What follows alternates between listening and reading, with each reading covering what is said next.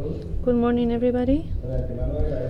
I thank you, first of all, the opportunity of being able to participate and sharing with you all the experiences we had in all these 5 years, and be able to also clear up some of the questions you may have or doubts. We have here a brief summary of what the company has currently. Alsatian Express has been working more than 10 years with the Santiago system. We have 1989 buses, and from that fleet, since 2010, we acquired 236 buses that already had the CRT filter.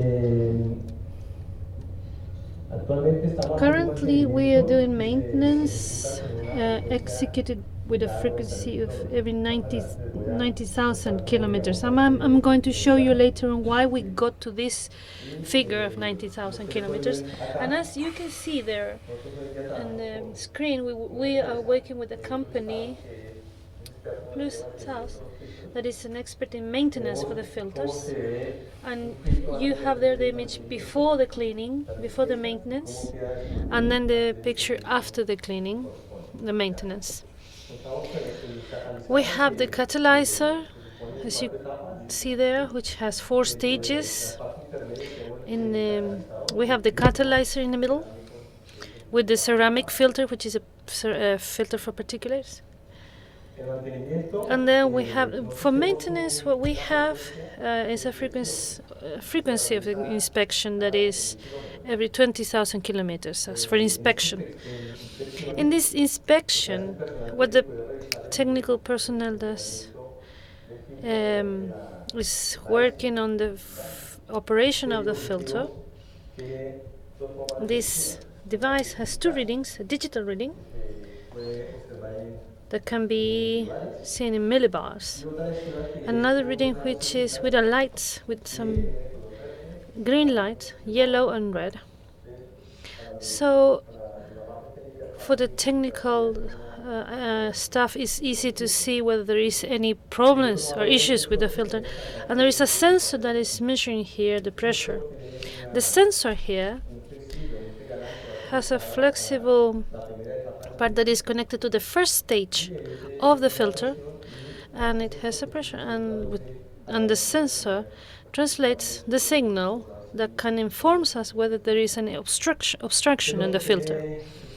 So the technical staff have already identified that if before the period of maintenance of 90,000 kilometers they have a yellow light or it's out of the range, they report it to maintenance so that the bus is being cleaned. If it's the red light, then the intervention is faster so that to avoid to generate any damages into the bus. And there is a procedure that when I have red light, there can be a false alert. And the information we have since the beginning.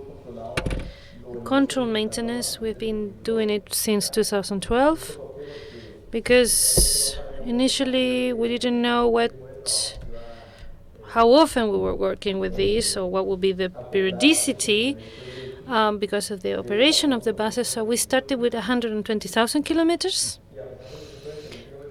and then there were no reports or any lights at the beginning, any orange lights. And then we started to do the preventive maintenance. We found some difficulties, not very complicated, like the signals or the flexible tube that is connected to the converter was tensed, and it would broke, and then it generated false reading. A kind of problem. After we solved this problem, we started to do the maintenance of each of the filters, and we realized that the frequency that we had was too high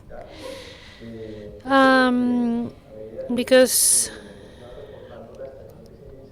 when the ashes extraction were reported, there were too much a large amount of ash, so we reduced the time of the frequency and started to use a frequency of 90,000 kilometers to 100,000 kilometers. But then in 2014, we just left it in 90,000 kilometers.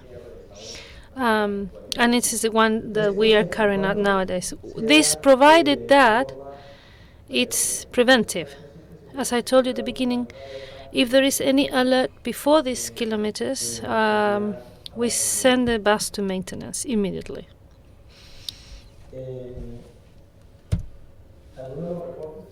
Some of the reports we wanted to share with you are the ones that we have been, what we have been doing to contribute to decontamination. And in 2012, the report we have of ash extraction from the filters is 68.7 kilograms, and in 2013, 29.2 kilograms, and in 2014, 84.2 kilos of ash, and in 2015, so far, even when it's just 75% of the fleet intervened, we have 62 kilos. As you see, the behavior of the ash extraction is very clear here. So this means that so far we have avoided that all that 250 kilos of ashes would be into the air. That is quarter of a ton into the environment. And also we have been analyzing some of the contaminant gases because as you know, the contamination is using at least 75% for gases with this system. There are some lab tests executed by some laboratories for the company that measures how's the filter before the cleaning and after the cleaning. If we see in 2012, when we do the measurings, it's 9.7 millibars before the cleaning, and then after the cleaning we go to 4.06 millibars. In 2013, from 10.46 millibars before cleaning, then we go to 6.47 millibars. In 2014, 10.9, and then we go to 7.4, and in 2015, 11.21 to 7.24. So it's a progressive trend in time, and that generates the filter to obstruct. Right? So the idea is that to keep the period so that we can have the useful life cycle of the filter until the end of the concessional period, until 2018. So what we take with us, what we deduce is that we have increasing our obstruction of the filters, and in an 11% from 2012. Although the life, the useful life of the filters is such, we know that the extension is 472,000 kilometers. That's what it should be. So as a conclusion, our experiences we have been able to achieve during this time is that in the case of the recommendation is not going over 90,000 kilometers for the checks. In the case of articulated buses, we had some failures in the filters that was not due to the design of the filter, but because of injection system or some of the turbos system that generated extra contamination into the admission system. How many filters have we had with failures? 1% of failures.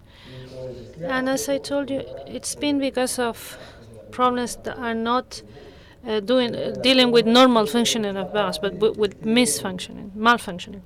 So the recommendation here is that we have to have a control of the fuel consumption of the buses, because if there is an increase in the mileage or a reduction of mileage, an increase of the consumption, we have to take certain precautions, because that may indicate a failure in the converter and then obstruction of the filter and the reduction of the useful life of the filter. The operation is exposed to mechanical failures, and because of our operations, the engines are not turned out during the failure. So that means that the admission systems get contaminated. So it's important that before or after some repairs of this type, of any failures, we have to take the precautions of cleaning the admission systems, extracting the oil and the contaminants from the engine, and then because all the contaminants will go into the converter and the particles filter. Maintenance expenses, maintenance costs. We do annual maintenance, practically speaking, and we did some kind of comparison, very quick comparison of the fleet, because we have some post-treatment with urea, and the post-treatment with urea doesn't require to reduce or to stop the system. Sorry, what we require is to have a different logistics, because we need to get the supply of the deposit, specialized labor to do this, which is usually 3 times a week. And the cost of this element, when you cross all this, I mean, it's cheaper to work with the particles filter. But the success of this is that we need to do the maintenance in the period that we need to do it. So because there are calculations, and changing the filter, particle filters, the unit is around 1.8, 2.5 million pesos per bus, and that is like the maintenance 21 units. So if one filter fails, actually it's more costly in the end, and the obstruction of the filters will also imply other failures, other malfunctions, not only the failures the failure of the filter and the damage into the filter, but also we might have power problems. The technical part will not be able to identify what the problem is quickly, and then we can have problems with the turbo, because we have contact pressure in the exhaust system, and also we have problems of fuel consumption. So technically speaking, what we have is that every 50 millibars the consumption increases in 1%, and 1% in fuel consumption in a fleet is not minor, right? It's a high cost. So we also learned that maintaining these filters is not only removing the filter and doing the cleaning, but also there's some elements that need to be considered, which are the electrical lines. They fail in time sometimes, and then they generate disconnections, and we need to maintain that as well.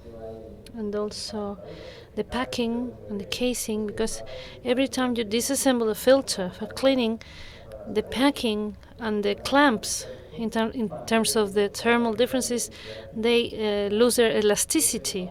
So there can be leaks that could cause fires or leakage of gas.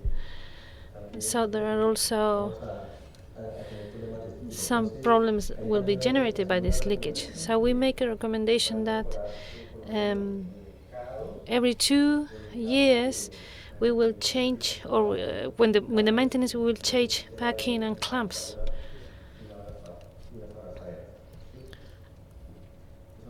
Well, that's it. Any questions? Doubts?